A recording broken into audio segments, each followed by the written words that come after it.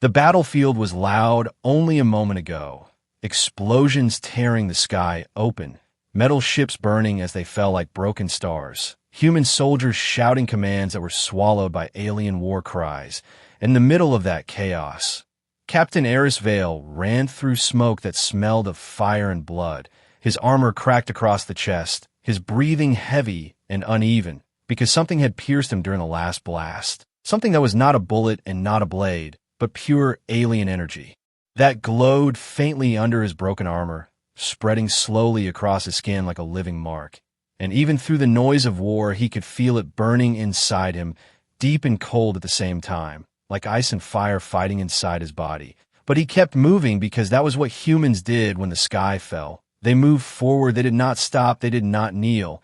And then the final explosion hit, throwing him across the broken ground, slamming him into twisted metal and shattered stone. And for a moment, everything went quiet. Too quiet. No gunfire, no screaming. Only the soft sound of something heavy landing near him. Something powerful, something alive. And through the smoke he saw her, tall, calm, surrounded by faint silver light that moved like mist around her body. The alien queen herself had stepped onto the battlefield, not hidden behind soldiers, not protected by machines, but walking alone across the dead silence she had created, her black armor smooth like glass, her eyes glowing faint blue, not wild or angry, but curious, almost thoughtful. And every surviving soldier, human and alien, froze when she appeared, because even enemies understood when something greater than war had arrived. Eris tried to move, tried to reach for his weapon, but his fingers would not listen. His chest wound burned brighter, reacting to her presence, and she stopped in front of him, looking down at the human who should have already been dead.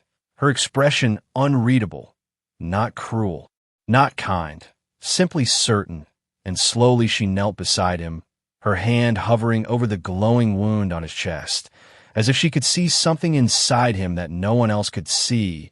And the alien soldiers behind her shifted nervously, because no human had ever survived direct exposure to royal energy before. No human had ever lived long enough to be examined by her personally. Yet this one still breathed, still stared back at her with defiance, even as blood touched his lips, and for a brief second, their eyes locked, human stubbornness meeting alien power, and something invisible passed between them, something silent but heavy, like fate deciding to move. Then she placed her hand on his chest wound, and instead of crushing him, instead of ending him, the burning stopped.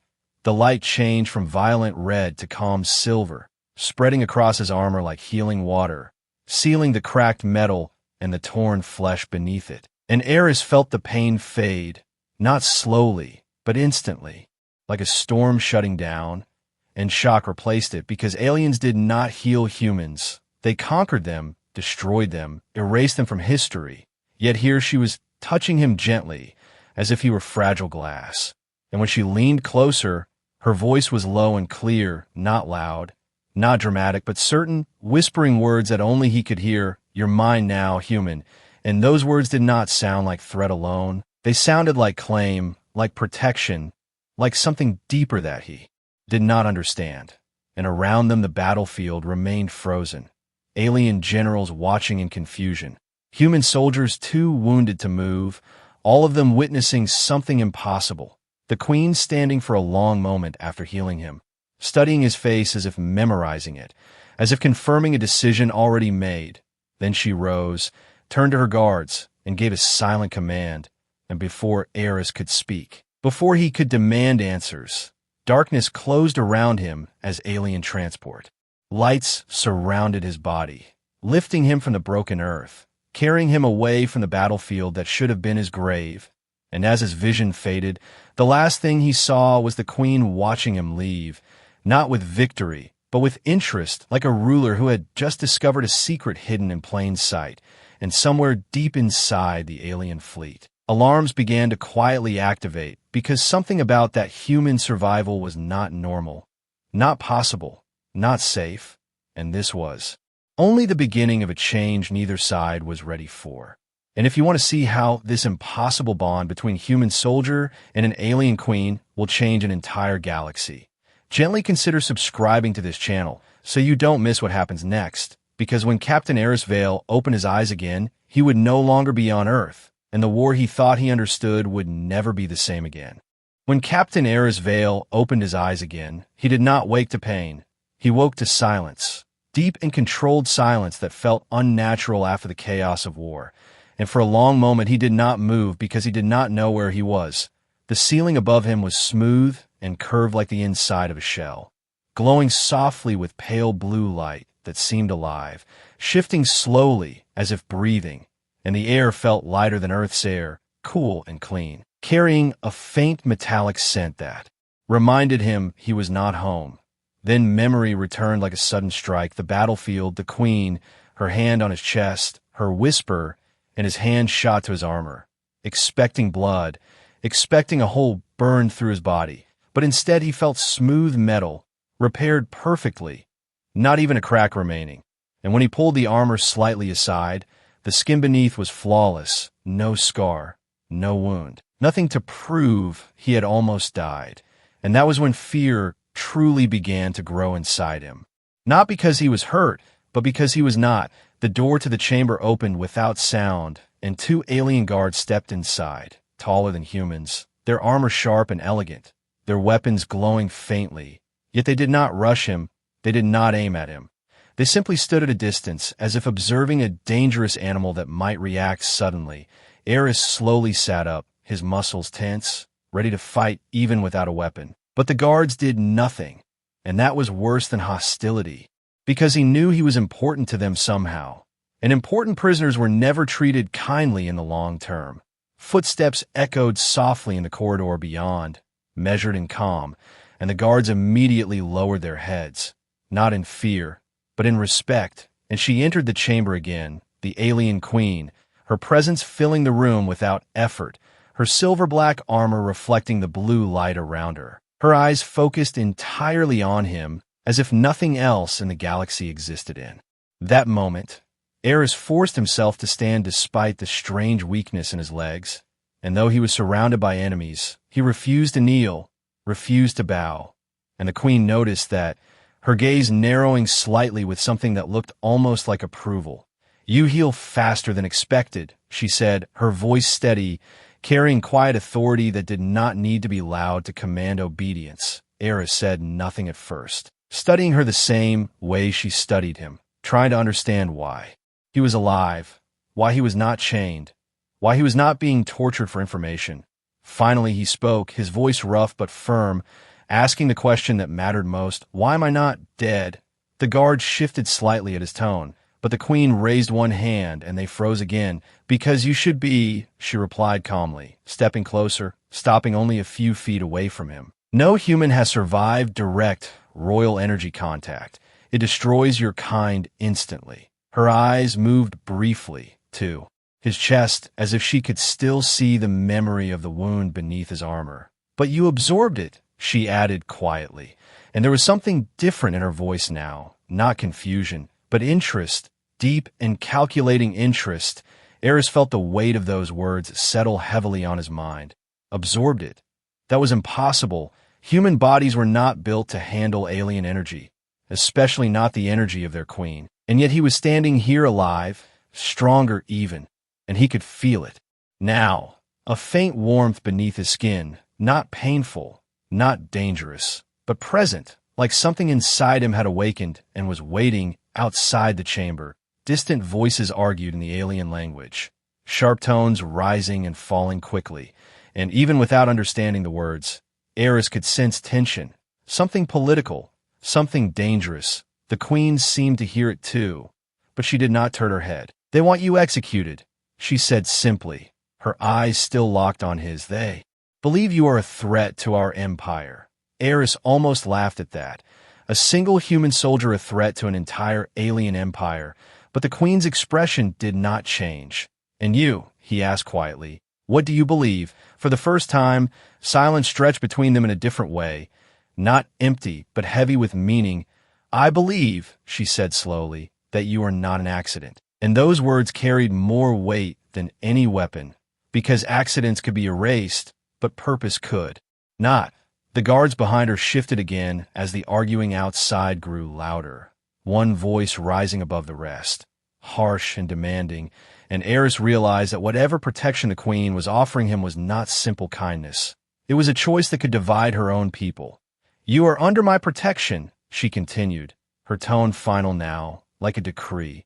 "While you are here, no one will harm you."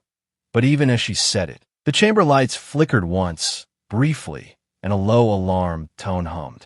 Through the walls, subtle but clear, something was changing, something was escalating, and the queen's gaze hardened slightly, as if she had expected this reaction. "They are afraid," she said softly. "Not of you alone, but of what you represent." Eris felt his heartbeat slow into focus, because now the situation was far more complex than simple capture. He was not just a prisoner. He was a symbol of something unknown, something that made alien generals nervous enough to challenge their queens.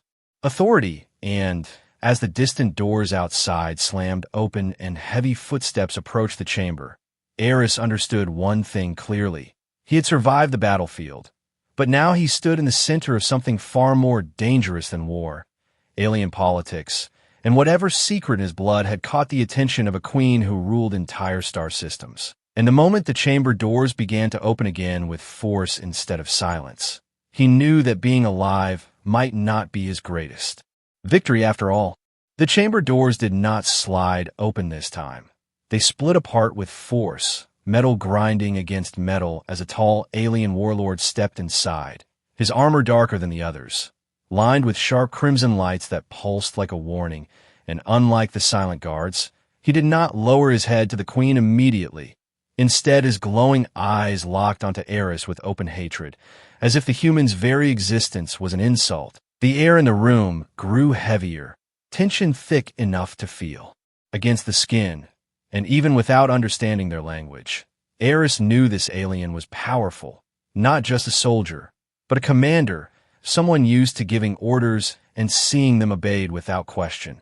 The warlord spoke sharply to the queen, his voice deep and cutting, and though Eris could not understand every word, he caught fragments translated through the chamber's interface. Dangerous, unstable, execution, contamination, each word aimed at him like a blade. The queen stood unmoving, her posture calm, but her eyes colder now. She answered in a tone that was controlled but final, and that seemed to anger the warlord even more. He took a step forward, pointing one armored finger toward Eris, as if marking prey, and in that moment something inside Eris refused to stay silent. He was injured, captured, surrounded, but he was still human, and humans did not stay quiet when judged like objects. He stepped forward as well, ignoring the warning glance from the guards, and spoke. Clearly, "If you want me dead, then stop talking and do it." His voice steady despite the danger, and the room froze because no human had ever spoken that way inside an alien command chamber. The warlord turned fully toward him now, eyes burning brighter, and for a second it looked like he might strike without permission, but the queen lifted her hand slightly, and the guards instantly aimed their weapons at the warlord instead, a silent reminder that she still held authority here. The warlord's anger did not fade, but he stepped back one pace, barely, his pride wounded more than his patience, and he hissed something sharp before turning his glare back to the queen. The argument continued, more intense now, and Eris realized he was not just the topic of debate, he was the center of it, a crack forming inside an empire that had never been divided before. And then, without warning, the chamber lights flickered violently, not a soft alarm this time, but a sudden disruption, and one of the wall panels exploded inward, sparks flying across the floor as a small drone burst into the room, its weapon already charging, aimed directly at the queen. Everything happened a heartbeat. The guards reacted too slowly. The warlord stepped aside instead of forward, and Eris did not think. He moved, pure instinct overriding fear. He lunged toward the queen, grabbing her shoulder and pulling her down as the drone fired. The energy blast slicing across the chamber where she had been. Standing, the impact slamming Eris against the ground again, pain shooting through his side, but he held his position between the weapon and her, and something inside his chest flared warm and bright again, not visible light, but a force that made the next energy shot bend slightly off course. Striking the floor instead of his body, the guards destroyed the drone seconds later, metal fragments scattering across the chamber, and silence followed once more, broken only by the low hum of damaged systems. Eris pushed himself up slowly, breathing hard, expecting at least one weapon aimed at his head, but instead every alien in the room was staring at him, not with anger, but shock, because they had all seen it. The energy had shifted around him, not absorbed this time, but redirected, as if his body had learned something from the Queen's touch. The warlord's expression changed subtly, suspicion turning into something darker. Fear. The Queen rose behind him, untouched, her gaze fixed on Eris now, with new intensity. Not just curiosity, but realization. "You protected me," she said quietly, and Eris gave short, almost bitter reply. "You kept me alive. I returned the favor." Simple human logic, simple loyalty. Yet in that room it carried weight beyond politics. The warlord stepped back fully now, no longer arguing, but calculating. Because if the human could resist royal energy and deflect weapon fire, then he was not just a prisoner, he was a variable, something the Empire had never prepared for, and variables could change outcomes. The Queen looked toward her council leader with a calm but unmistakable warning in her eyes. "He stays," she declared, not loudly, but with final authority that left no room for challenge. The warlord said nothing more, but as he turned to leave, his glance toward Eris promised this conflict was far from over. When the chamber door sealed again, the guards lowered their weapons slowly, still watching Eris as if seeing him for the first time, and the Queen stepped closer to him than before, close enough that he could see faint patterns glowing under her skin, energy moving like living veins. "You are adapting," she said softly, almost to herself, and for the first time, Eris felt something unexpected in her presence.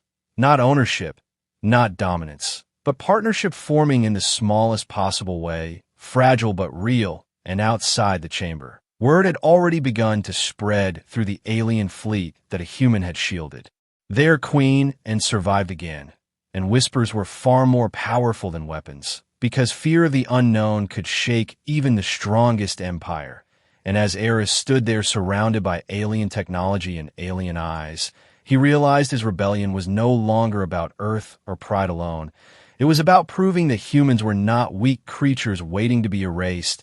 They were adaptable, unpredictable, and when pushed, they could stand beside kings and queens without bowing. And somewhere in the vast darkness of space, the first true crack in the alien empire quietly began to widen.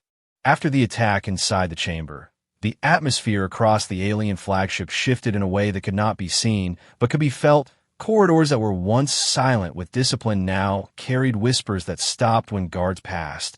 Commanders held private meetings behind sealed doors, and every report that mentioned the human was marked with priority status. Because survival once could be dismissed as luck, survival twice could not. And the Queen knew it, which was why she ordered Eris moved not to a prison block, but to a restricted research wing deep within the inner structure of the ship, a place reserved for ancient records and biological archives.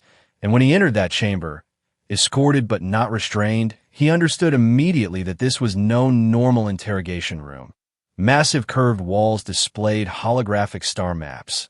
Genetic sequences floated in shifting light above a central platform, and symbols older than human civilization glowed faintly along the edges of the room. The Queen dismissed the guards with a silent gesture, leaving only the two of them in the quiet hum of alien technology, and Eris stood firm despite the unfamiliar environment, because whatever truth was about to be revealed would change everything. The Queen walked slowly toward the central platform and activated a projection, and in the air between them appeared an image of Earth, not the Earth he knew from orbit, but Earth thousands of years ago, primitive, divided, violent, and vulnerable. "Your species was observed long before your first satellite left your sky," she said calmly, and Eris felt a cold weight settle in his chest, because observation meant planning, and planning meant history was never random. The projection shifted to show ancient alien vessels hovering in secret beyond Earth's atmosphere, then further back to even older records, showing early humanoid forms across different worlds. Similar, but not identical. And the Queen continued, "Your genetic structure contains markers that do not belong solely to your planet." Her voice carried no emotion, only fact, and Eris stared at the floating strands of light that represented human DNA, strands that now displayed faint traces of alien energy signatures woven into them. Subtle but undeniable. "Long ago," she said, "before our empire expanded across this sector, an experiment was conducted." The image changed again, this time to a forgotten alien faction, smaller, less advanced, desperate to create a species capable of surviving extreme conditions, capable of adapting rapidly to hostile environments, capable of emotional bonding strong enough to unify divided populations. And Eris felt a strange anger rising inside him, not because of fear, but because of manipulation. "You altered us," he said quietly, and the Queen did not deny it. "Not us," she corrected. "A faction that no longer exists." But that detail offered little comfort, because the result was clear: humans were not entirely accidental. They were influenced, shaped slightly, nudged in directions that would allow them to grow stronger under pressure. And that explained something he'd always sensed but never understood: why humans survived wars they should have lost, why they rebuilt cities from ashes, why they formed alliances even after betrayal, why they could hate deeply yet love even deeper. Adaptation was not just a trait. It was coded into them at a level beyond awareness. And when the Queen touched his chest on the battlefield, her royal energy did not destroy him, because something within him recognized it, responded to it, integrated it instead of rejecting it. "You are proof," she said softly, stepping closer, "that the experiment was not a failure."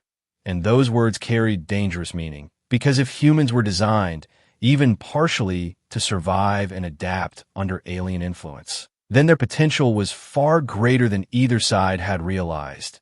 Eris processed the information slowly, his mind racing not just with personal implications, but with what it meant for Earth, for humanity, for the war itself. Because if alien generals discovered that humans could eventually match or even surpass them through adaptation, they would not hesitate to eliminate that threat before it matured.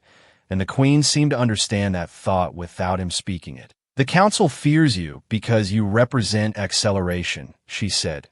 "If one human can adapt this quickly, others may follow." And outside the research wing, distant vibrations shook the ship slightly, not from battle, but from unrest within the fleet, divisions forming quietly as officers debated the future of a war that no longer felt predictable.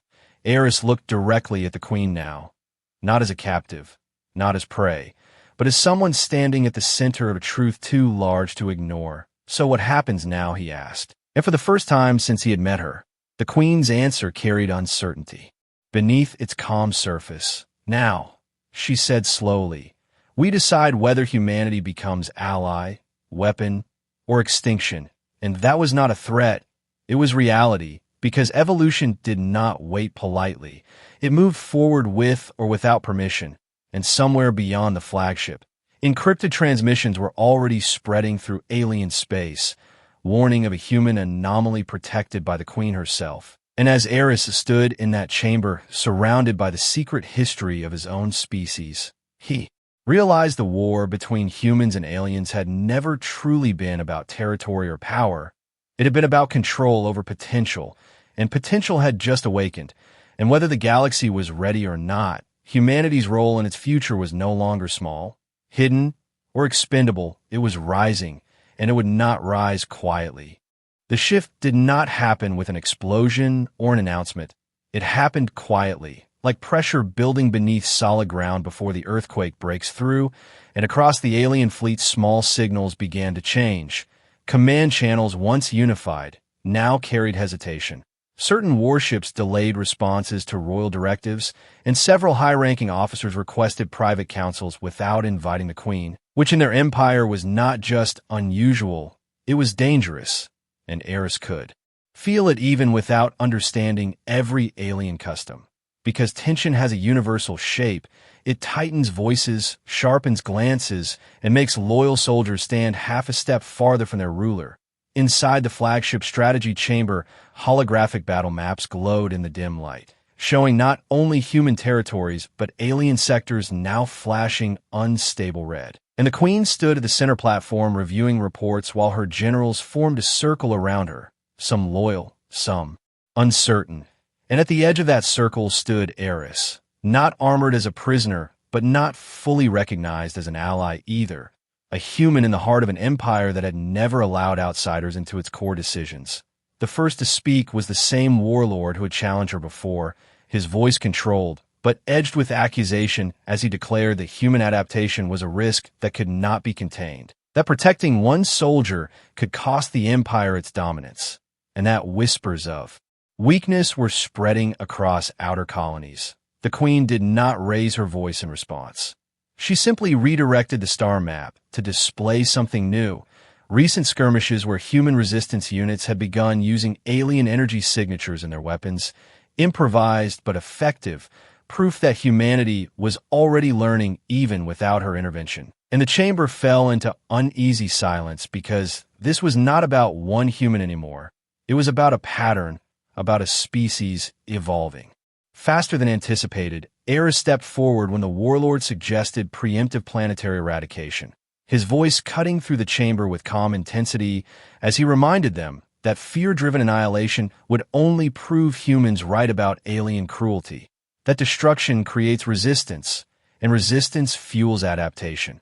And though some generals scoffed at a human-speaking strategy in their council, others listened because the logic was difficult to dismiss. The Queen watched him closely during that exchange, not as a ruler evaluating a subject, but as a leader assessing a potential equal. And outside the flagship, a more direct challenge was forming. 3 outer warships had declared temporary autonomy, claiming they would not accept a future shaped by a human anomaly. And that word spread fast. Anomaly, turning Eris from soldier into symbol overnight. And symbols are more powerful than armies because they inspire either loyalty or revolt. Alarms pulsed softly through the strategy chamber as encrypted messages confirmed what the Queen already suspected. This was no longer quiet disagreement. It was fracture, the beginning of civil division within an empire that had stood united for centuries. And the warlord seized that moment to demand decisive action, either execute the human to restore unity or step aside as ruler if she refused. The chamber erupted in sharp voices and flashing data projections, but the Queen remained still until the noise exhausted itself. And then she spoke with a tone that carried both authority and risk, declaring that the Empire's strength had never come from uniform fear, but from calculated evolution, that stagnation invites collapse, and that destroying potential because it is unfamiliar is the first step toward extinction. Her gaze moved deliberately to Eris as she added that humanity represented not contamination but opportunity, a bridge between conflict and advancement.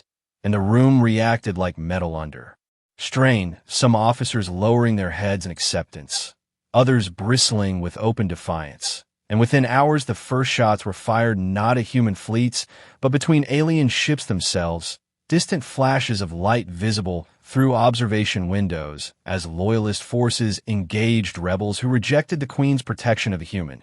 Eris watched those distant explosions with heavy understanding, because this was not the outcome he had imagined when he first woke aboard this vessel. He had expected interrogation or execution, not becoming the axis around which an empire might turn. Yet as reports flooded and showing rebel ships targeting strategic nodes rather than civilian zones, it became clear this was a controlled uprising, an attempt to force the Queen's hand rather than destroy everything outright. And that made it more dangerous, because it meant they believed they could win. The Queen turned to Eris amid the chaos, her expression composed but sharpened by responsibility. And for the first time, she did not issue a command. She asked a question. If your species stood divided like this, what would your leaders do? And Eris answered without hesitation, because humanity had lived through such fractures countless times. They would choose a side and fight hard enough to make the other side believe there is no future without unity. Simple words, but grounded in history written in blood and rebuilding. And the queen nodded once, not as ruler to subordinate, but as strategist acknowledging insight. Orders were issued swiftly after that. Loyal fleets repositioned, communication array secured, and instead of retreating into defensive isolation, the queen did something unexpected. She transmitted a public address across every channel of her empire, declaring openly that the humans stood under her protection not as property, but as partner in shaping a stronger future, and that any who challenged that vision would face not suppression, but evolution. They could not outrun. Her words traveled like lightning across star systems, igniting outrage in some sectors and fierce loyalty in others. And as the rebel ships advanced toward a contested junction near the fleet's core, Eris realized this was no longer a debate over his survival. It was a defining moment in alien history. And if he was to remain alive within this empire, he could not stand behind the queen as shield alone. He would have to stand beside her as force, because when empires turn, they do not do so gently. They either adapt and rise stronger or shatter beyond repair. And somewhere in the expanding darkness between loyal and rebel fleets, the first full-scale battle of an alien civil war began to form, with a human at its center, whether the galaxy approved or not. The rebel fleet did not wait for diplomacy. They moved with precision toward the contested junction, a massive energy corridor that connected the Empire's inner systems to its outer colonies. And whoever controlled it would control the future direction of the Empire. Loyalist ships formed defensive lines around the flagship, their hulls glowing with shield power, while distant stars flickered behind streaks of charging weapons. And inside the command deck, the atmosphere felt tighter than ever. Before, no longer filled with whispers, but with decisive silence, because this battle would not be small or symbolic. It would decide whether the Queen's vision survived or collapsed under force. Eris stood at the main viewport watching rebel ships assemble in structured formation, their movement disciplined and confident, not chaotic like traitors, but organized like believers who thought they were saving their empire from corruption, and that made them more dangerous than any external enemy. The warlord who had once challenged the Queen was now commanding the opposing fleet, his final message broadcast across all channels, declaring that the empire could not be reshaped by alien influence and that the human anomaly must be eliminated before it infected their future. The transmission ended abruptly, replaced by the sudden flare of the first energy strike. A beam of crimson light tearing across space and colliding with a loyalist cruiser, shields exploding outward in violent arcs of electricity, and the battle began in full, ships weaving between debris fields, weapons lighting the darkness like artificial suns, and the junction itself pulsing with unstable energy as crossfire shook its structure. Inside the flagship, alarms rang in controlled patterns while officers called out damage reports. Yet through the chaos, the Queen remained focused, issuing commands with calm authority that kept her forces coordinated. And Eris felt something stir inside him again, that same warmth beneath his chest, not pain, but readiness, as if his body had grown accustomed to alien energy and now resonated with the intensity outside. When a sudden breach warning flashed across the command deck and a rebel strike squad boarded through a damaged hangar, the situation shifted from distant warfare to immediate survival. Guards rushed to intercept, corridors filled with flashing light and the sharp echo of energy weapons discharging at close range, and without waiting for orders, Eris armed himself with a captured alien rifle, its weight unfamiliar yet responsive in his hands, and joined the defense line.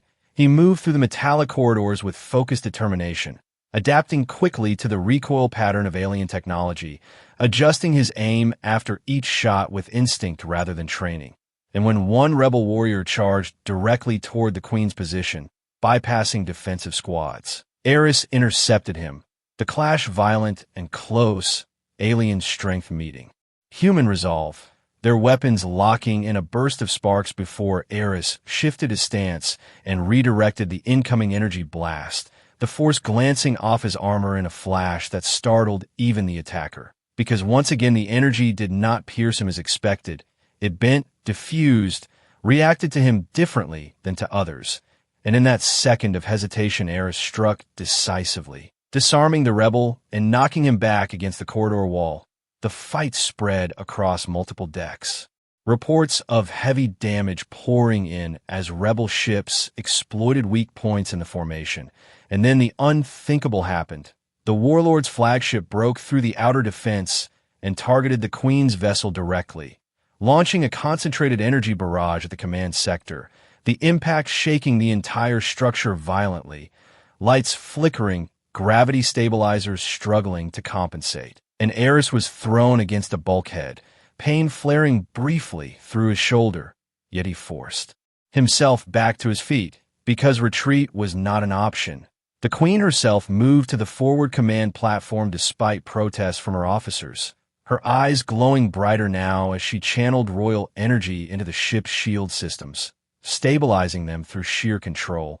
But even her strength had limits, and when the warlord's voice cut through the communication channel again, demanding she surrender the human or face total destruction, Eris stepped forward into the center of the command deck and requested something no alien officer expected: direct transmission access to the rebel flagship.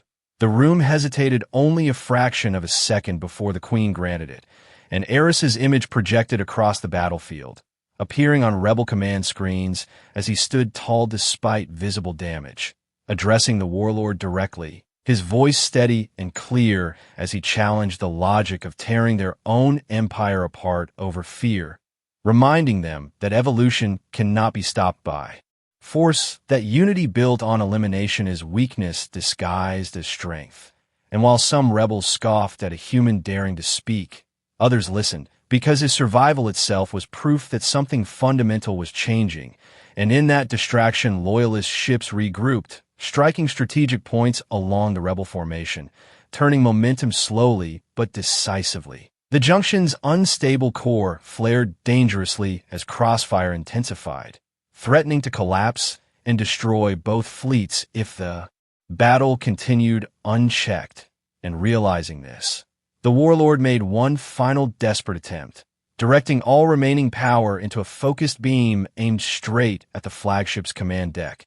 But before impact, Eris moved without conscious thought, stepping beside the Queen as she braced to counter the blast, their energies aligning instinctively. Alien and human resonance merging in a surge of brilliant light that expanded outward from the ship like a protective wave, the incoming beam fracturing against it, splitting harmlessly into the surrounding void. And for a stunned moment, every vessel in the sector witnessed something unprecedented, a human standing beside their Queen, not consumed by her power, but amplifying it. And the rebel fleet faltered, hesitation spreading faster than weapons fire, because doubt is fatal in battle, and when loyalist forces pressed forward in coordinated assault, the rebel formation fractured, ships retreating or surrendering rather than risk total annihilation. The warlord's flagship heavily damaged and forced to withdraw, leaving behind silence broken only by drifting debris and fading explosions. And as emergency teams stabilized the junction's core, the command deck slowly returned to controlled order. Eris remained standing though exhaustion threatened to pull him down, and the Queen looked at him not with curiosity anymore, but with undeniable recognition. Because this had been the final test, not of strength alone, but of alignment. And together, they had crossed a threshold no one in the Empire had believed possible. Yet even as victory reports came in and rebel forces scattered, Eris understood that this battle was not the end of conflict, but the beginning of something larger, because now the galaxy had witnessed a human and an alien Queen sharing power in open defiance of tradition. And such change would echo far beyond one empire, far beyond one war, into futures neither of them could fully predict. The battlefield at the junction fell silent in a way that felt different from before, not the tense quiet of waiting for the next strike, but the heavy stillness that follows something irreversible. Rebel ships drifted damaged but alive, loyalist fleets regrouped in disciplined formation, and across every communication channel one image replayed again and again. The moment when the human and the queen stood side by side and their energies merged into something neither species had recorded in its history. And inside the flagship command deck, officers moved carefully as if afraid to disturb the balance that had just been created. Eris remained standing for a few seconds longer before the exhaustion finally reached him. Not weakness, but the natural weight of surviving something that should not have been survivable. And when he staggered slightly, the queen stepped closer, not to steady him out of pity, but with measured intent. Her presence no longer distant or experimental, but aligned. The officers around them lowered their heads not because protocol demanded it, but because the symbol had become reality. The queen raised her hand and ordered a full ceasefire across remaining rebel sectors, offering reintegration instead of punishment, a decision that surprised even her most loyal generals, because empires traditionally crush rebellion to prevent future defiance. But she chose consolidation over destruction, and that choice sent a clearer message than any victory could. Evolution would not be reversed. In the days that followed, the fleet stabilized, damaged ships repaired, rebel commanders either accepted amnesty or were quietly removed from power, and across alien worlds, citizens watched official transmissions explaining that the human anomaly was not contamination, but confirmation of the Empire's next stage. And for the first time in centuries, alien society faced not expansion through conquest, but transformation through adaptation. Eris was granted full access to the flagship, no longer escorted like a prisoner, but accompanied like a dignitary. Yet he felt the weight of attention everywhere he walked. Alien scientists studying him with new respect, officers analyzing his movements, not with suspicion but calculation, because what he represented was no longer threat alone, it was possibility. And in the inner chamber where everything had begun, beneath the curved ceiling and ancient symbols, he stood again before the queen, the room quiet, except for the low hum of distant star engines. She approached him slowly, not as ruler descending toward a subject, but as someone meeting an equal at eye level. "You have changed my empire," she said calmly, and there was no exaggeration in her tone, only acknowledgement. Eris gave a small, tired smile, replying that he had only tried to survive, but she shook her head slightly, explaining that survival is the purest form of influence, because those who endure reshape systems around them, whether they intend to or not. And then she stepped closer, close enough that the faint glow beneath her skin mirrored the warmth he now felt in his own chest, the energy within him stable, no longer wild or reactive, but integrated, harmonized. "On the battlefield," she said quietly, "I told you that you were mine." The words carried back to that first impossible moment among smoke and ruin, but this time they held no threat, no claim of ownership. Instead, they carried recognition. "I did not mean possession," she continued. "I'm in alignment." Her hand lifted slowly and rested against his chest once more.